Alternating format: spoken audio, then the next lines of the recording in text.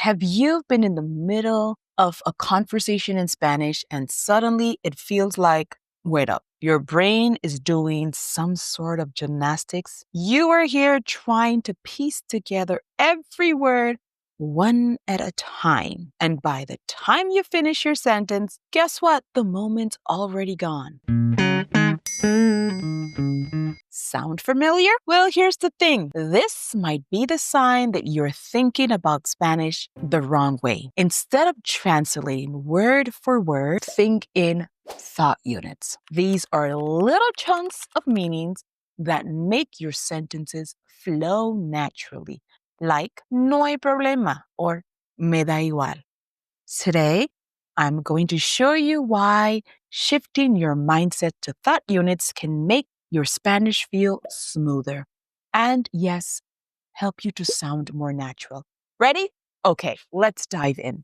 Hi, I'm Allison with Spanish 55. I know firsthand how tempting it is to translate everything in your head when you're learning Spanish. Been there, done that. That's why I want to share a game-changing tip that helped me, learning to think in blocks of meanings instead of breaking everything down word by word. I know it's hard, but I'm going to walk you through this. Bear with me. If you're serious about improving your Spanish and breaking out of that word-for-word mindset, working with Spanish 55 and with an experienced coach can make all the difference.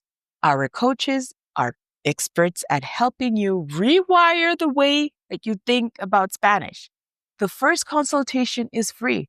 Check out the link in the description to get started. So what exactly are thought units? Okay, they're small, natural groups of words that work together to communicate a single idea, like phrases. But think of it like phrases that are not just easy to memorize for you specifically, because you'll be using them and learning them in context instead of memorizing them from books or from formal studying material. But you're going to be memorizing your own Spanish phrases, the ones that are going to be useful for you in your daily life and will help you familiarize subconsciously with their grammatical structure, the meaning of the words, and just like that, without much thinking, you'll slowly but surely pick up how these phrases really work.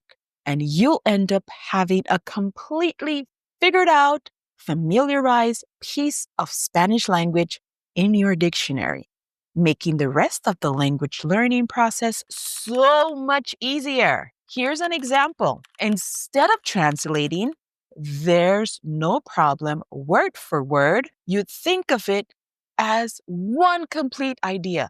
No hay problema. It's not no plus there is plus problem. It's just a simple block that rolls off your tongue just as one thought. Here's another example.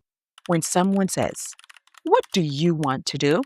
Instead of thinking, "I don't care," as yo no plus me plus importa, you'd think in the chunk, me da igual. It's all the same to me. Notice how natural that feels? Why is this important? When you learn to think in thought units, something else will start happening. Guess what? You're going to like this. It's going to help you to speak faster and, oh yes, more naturally. You're no longer stuck trying to assemble sentences in your head like a puzzle. You avoid awkward translations. Oh, yes, this can be a little bit embarrassing. Spanish has its own rhythm and patterns that just don't align with English. So word for word translations can often come up sounding chunky or even wrong. Let's take "it's up to you." A beginner might try to translate it as "está arriba de a ti." Whoa, yikes. When the natural way in Spanish is "depende de ti." Thinking in thought units help you skip over those literal traps. So once you start using "depende de ti," for example, you'll get familiar, even subconsciously, with how the prepositional pronoun for tú, ti works. And slowly but surely, you'll never again confuse ti with tú and te. Wait. I think we're going to need to make a video about that. Let me know in the comments if you'd be interested. How do you start thinking in thought units? Well, it's all about learning the common blocks of meaning, paying attention to useful phrases like, ¿Qué pasa? What's going on? Ay, no puede ser. It can't be. Or my favorite, es lo que hay. It is what it is. These are ready-made chunks you can add to your toolbox. Something else that can be done is practice with mini dialogues. Create short, everyday scenarios where these phrases come up naturally. For example, here's the situation. You're in a cafe and you want to tell the waiter you're fine with whatever they suggest. Thought unit. Lo que tú digas, whatever you say. Think in context, not grammar. Okay. Stop obsessing. I really mean it. Stop obsessing over whether you are conjugating the verb perfectly in your head. Instead, focus on the idea you want to express. If you've got the right thought unit, the grammar usually takes care of itself, so you don't have to stress about it. Here are some beginner phrases that make perfect thought units. No hay de qué. Don't mention it, literally. There's nothing to thank me for. Qué pena. What a shame. Ya me voy.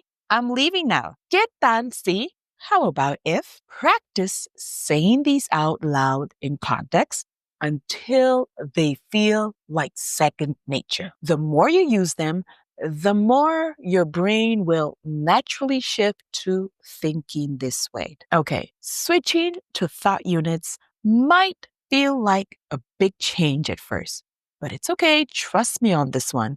It's one of the best things that you can do for your Spanish. It's all about letting go of the need to translate and instead trusting the flow of the language. And hey, if you found this helpful, be sure to give it a thumbs up and subscribe for more tips like this. Let me know in the comments what's one Spanish thought unit that you've learned and you're mastering and that helps you to sound more natural. I'd really love to hear that from you. Also, don't forget to check out the Conquering Spanish podcast for more advice and stories from language learners like you. Thank you so much for watching y hasta la próxima, amigos.